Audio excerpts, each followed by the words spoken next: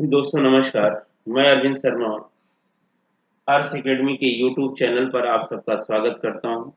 और दोस्तों, आप लोगों को पता है कि जैसे सीटेट के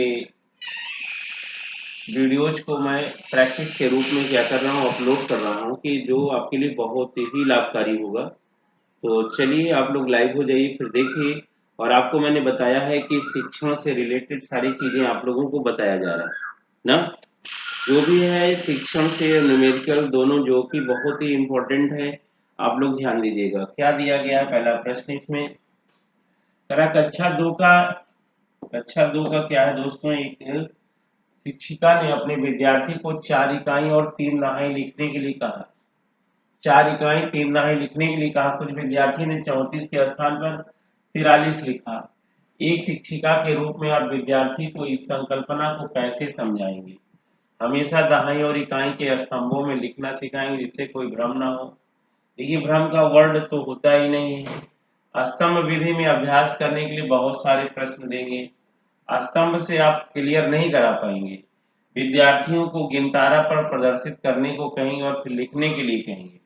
उन्हें बताएंगे कि ये गलत है और फिर यह सही उत्तर 5 बार लिखने के लिए। बाबू, ये तो रटाना हुआ, और रटाना जो है विरोध करता है, ठीक है। तो यहाँ पर विद्यार्थियों को क्या है, देखिए सबसे पहले आपको मैं बता दूं कि शिक्षण अधिगम के लिए कुछ यंत्र होते हैं, जिसमें से आपका क्या होता है, एक गिनतारा होता है। ठीक है, गिनतारा पर प्रदर्शित करने के लिए कहेंगे ना। गिनतारा एक प्रकार का इंस्ट्रूमेंट होता है और उस इंस्ट्रूमेंट के माध्यम से उसको क्या कहेंगे, प्रदर्शित करने के लिए कहेंगे और उसे लिखने के लिए कहेंगे। तब वह बढ़िया अभ्यास कर पाएगा, जो एनसीएफ 2005 कहता है, ध्यान दीजिएगा। तो हमेशा आपको गिनतारा एक प्रकार का अधिगम है जिसमें इकाई दहाई का अंक, संख्यात्मक कौशल का विकास ना, इन सारी चीजों को कराया जाता है। तो यहाँ इकाई दहाई लिखने की बात कर रहा है तो स्थानीय मान की बात कर रहा है। तो स्थानीय मान का विकास हमेशा क्या किस पर किया जाता है, गिनतारा पर किया जाता है। तो आप गिनतारा पर प्रैक्टिस करने के लिए कहेगा। और दूसरा क्वेश्चन देखिएगा, बहुत ही इंपॉर्टेंट है। कह रहा है कि गणित में प्रतिचित्रण के निम्नलिखित कथनों में कौन सा कथन सत्य नहीं है। प्रतिचित्रण स्थानिक चिंतन को बढ़ाता है, सही है। प्रतिचित्रण अनुपाली विवेचना को प्रोत्साहित करता है, ये भी सही है। प्रतिचित्रण गणित पाठ्यक्रम का भाग नहीं है। प्रतिचित्रण गणित के कई विषयों में समाकलन किया जा सकता है, ये भी सही है। लेकिन कथन में कौन सा सत्य नहीं है। अरे यार, प्रतिचित्रण जो है गणित का मेन अंग है और कह रहा है सही नहीं है, तो यही नहीं सही है दोस्तों। गणित जो है प्रतिचित्रण का भाग है। आज के बाद ध्यान रखिएगा, गणित जो है मतलब प्रतिचित्रण माने चित्र उत्र बनाना, ये गणित का काम नहीं है यार। यही सत्य नहीं है, क्योंकि इसमें क्या होना चाहिए, गणित जो है, गणित में प्रतिचित्रण होता है। इस बात को ध्यान रखना है। ऐसे भी इस प्रश्न को तो कोई भी कर सकता है, इसमें कोई दिक्कत नहीं है। क्योंकि चित्र बनाना, चित्र से समझाना, ये सारा काम होता है, तो ये प्रतिचित्रण ही है। तो आप गणित से इसको निकाल दोगे तो बच्चे को कैसे समझाया जा सकता है। तो इसीलिए यहाँ जो लिखा है भाग नहीं है, ये गलत। आकृतियों को निम्नलिखित पहलुओं में किसका प्राथमिक स्तर से कोई संबंध नहीं है। चलिए बताइएगा, जल्दी बताइएगा, बहुत अच्छा लगेगा अगर आप लोग बता लेंगे तो।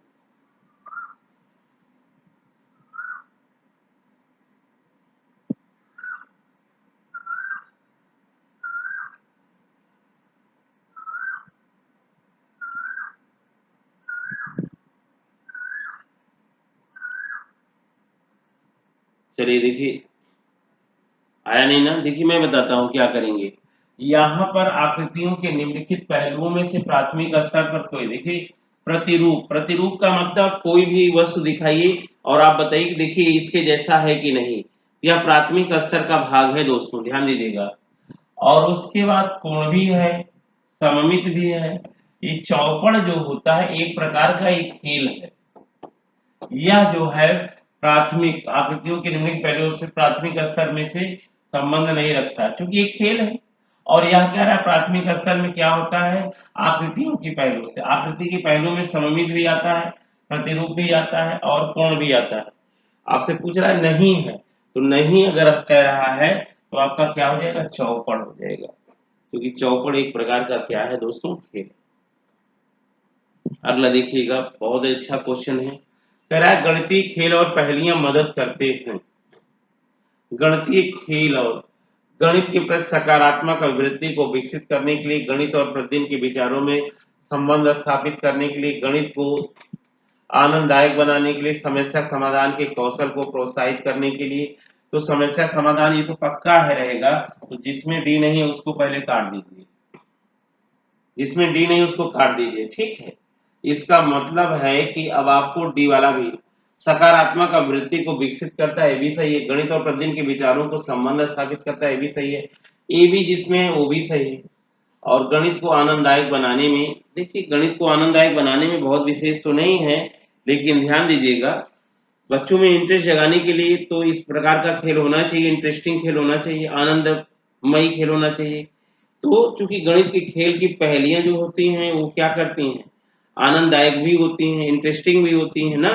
तो इसका मतलब है इसमें जो है ये भी सही लग रहा है, ये भी सही लग रहा है, ये भी सही लग रहा है। तो माने आपका क्या हो जाएगा, चारों। जो कि गणित की पहेलियां सकारात्मक अभिवृत्ति को भी विकसित करती हैं, और उसके बाद गणित के और प्रतिदिन के विचारों में संबंध भी स्थापित करती हैं, और इंटरेस्टिंग भी होती हैं, और क्या बोलते हैं एंजॉयफुल भी होती हैं ना, और समस्या समाधान कौशल का विकास भी करती हैं। इसका मतलब आपका चारों सही होगा, ठीक है।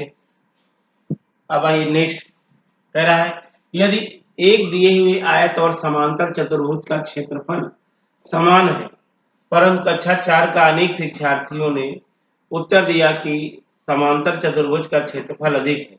शिक्षक शिक्षार्थियों को यह समझने में किस प्रकार की सहायता कर सकता है कि दोनों का क्षेत्रफल समान है? कागज के मोड़ने के प्रयोग से, पैमाने के बोर्ड से, जियो बोर्ड के प्रयोग से, और क्या बोलता है आलेख पेपर के प्रयोग से। तो बाबू देखिए ज्यामितीय आकृतियों का तो आपको बता दूं कि सबसे बेहतर क्या होता है, जियो बोर्ड होता है।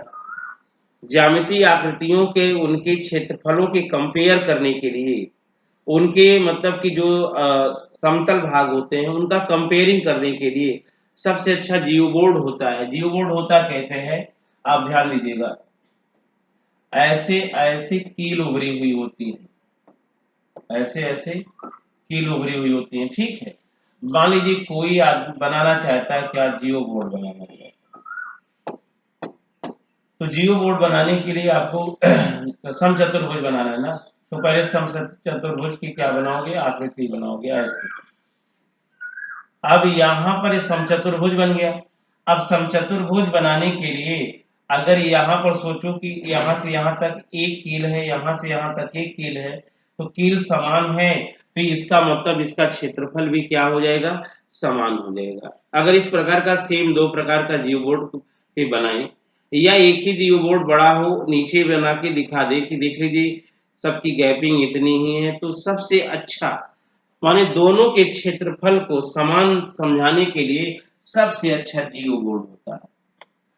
आप ध्यान दीजिएगा, कागज मोड़ने का प्रयोग इससे जानते क्या होता है, इसमें भिन्नों को छोटा और बड़ा बनाने के लिए किया जाता है, और पैमाने का प्रयोग तो इसमें किया जाता है। आलेख और ग्राफ जो ग्रिड पेपर वगैरह होता है वह दशमलव को व्यक्त करने के लिए किया जाता है, इस बात को ध्यान रखना है आप लोगों को। राष्ट्रीय पाठचर्या की रूपरेखा एनसीएफ 2005 के अनुसार प्राथमिक स्तर पर गणित शिक्षण का उद्देश्य निम्नलिखित में से कौन सा नहीं है। प्राथमिक स्तर पर गणित में उच्चतर अमूर्त पढ़ाई कराना पहला तो यही नहीं है दोस्तों।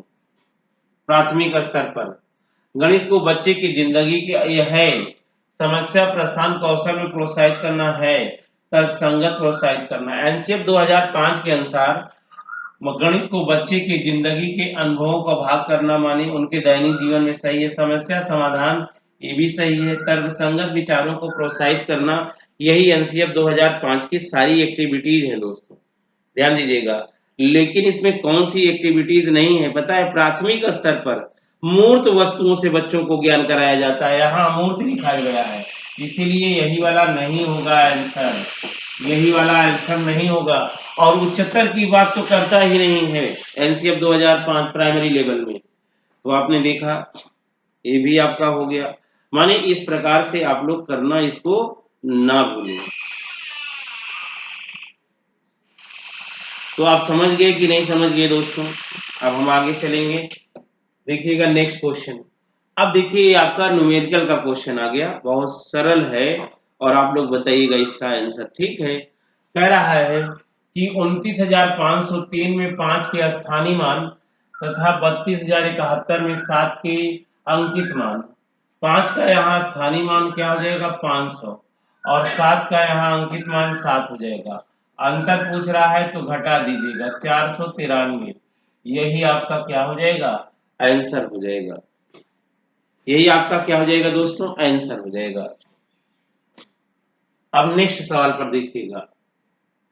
देखिए कह रहा है कि 30,028। देखिए यहाँ 30,028 बराबर 28 इकाई का मतलब 1 से 1000 का मतलब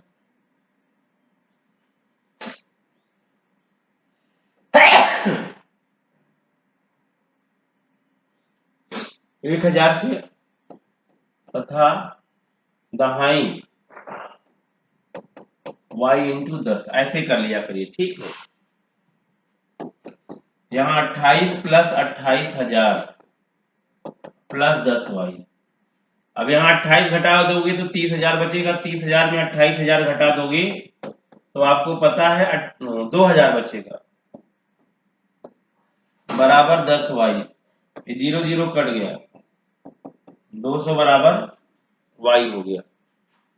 200 बराबर क्या हो जाएगा y हो जाएगा। कितना सिंपल है। 28 घटेगा 30,000 केवल बचेगा। 28,000 घटा दोगे 30,000 में तो क्या बचेगा 2,000 और 2,000 बराबर 10y तो 0 0 कट जाएगा। यही आपका आंसर हो जाएगा। अब देखिए 8,808 108 से भाग देने पर प्राप्त शेषफल को माने 80 8 बटे 108। अब यहाँ 90 और क्या दिया गया है 9 में 109 से भाग देने पर। ठीक भैया, तो आपको सबसे पहले ध्यान देना है कि यहाँ पर ये 8 से कट जाएगा। इसको काटिए, पहले छोटा कर लिया करिए। कोई भी चीज कटता है तो काट दिया करिए। तो यहाँ क्या बचेगा 12 बच जाएगा। यहाँ 0 1 बच गया। ठीक है, अब आप 8 से आपने काटा है। ठीक, अब यहाँ पर आप किससे काटोगे 3 से काटिए। 3 चौको 12 तो यहाँ 3 तरीका 9 1 बचा 3 तरीका 9 2 बचा 3 छंग 18 3 सत्ते 21 इतना बच गया। अब आपको 4 से भाग करना है आपने 3 से। ठीक है, अगर 4 से भाग करते हैं यहाँ पर तो 4 1 कम 4 2 बचा 4 छंग 24 3 शेष बचा। लेकिन 3 में 8 त्रिक 24 से आपको गुणा करना पड़ेगा। 72 शेष बच जाएगा। कितना शेष बच जाएगा दोस्तों 72 शेष बच जाएगा। बड़ा सिंपल है, इसमें कुछ है भी नहीं।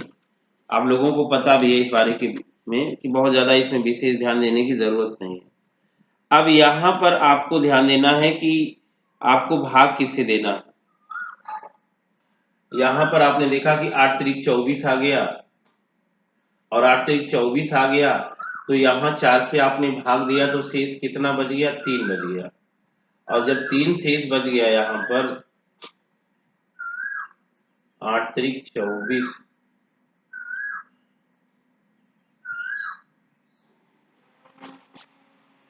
सॉरी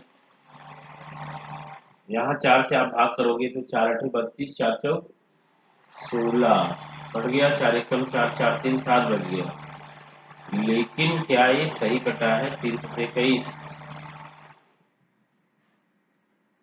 एक बार फिर से चेक कर लेते हैं।